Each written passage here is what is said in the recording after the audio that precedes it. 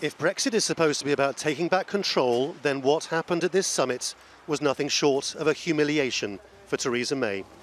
She turned up assuming the European Union would grant her a short extension to her Brexit plan. The language from everyone else was more or less the same. OK, a short extension, they said with a sigh, but only if you get your deal passed. The most threatening language had been coming from the French, who had threatened to veto any delay, such was their frustration. But their president had also warned that this was the last chance. Et donc, je dis simplement que s'il y avait un report... If there is to be an extension, it can only be a technical one. We cannot have a long-lasting situation where there is no visibility, no purpose, and no political majority. There must be a deep political change for there to be anything else other than a technical extension.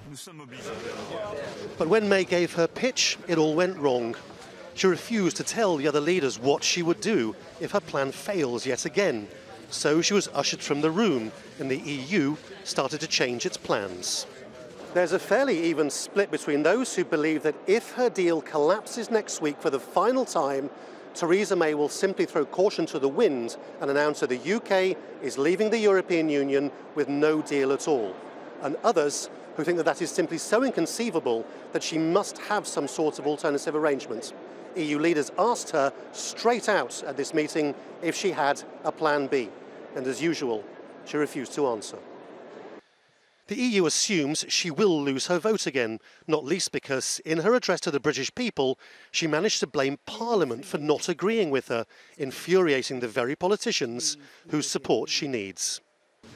It all meant that by midnight they were heading home with a new plan.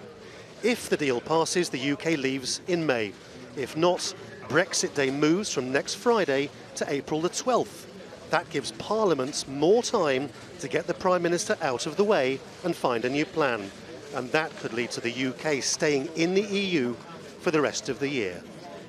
The 12th of April is a key date in terms of the UK deciding whether to hold European Parliament elections. If it has now decided to do so by then, the option of a long extension will automatically become impossible. If this involved a further extension, it would mean participation in the European parliamentary elections. As I've said previously, I believe strongly that it would be wrong to ask people in the UK to participate in these elections 3 years after voting to leave the EU. Nobody needs reminding that no deal would mean a land border cutting Ireland in two, jeopardising years of peace. Backlogs for essential goods going in and out of the UK. Economic and social instability inside the European Union.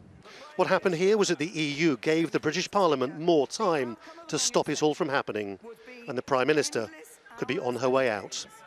Laurence, Al Jazeera, Brussels.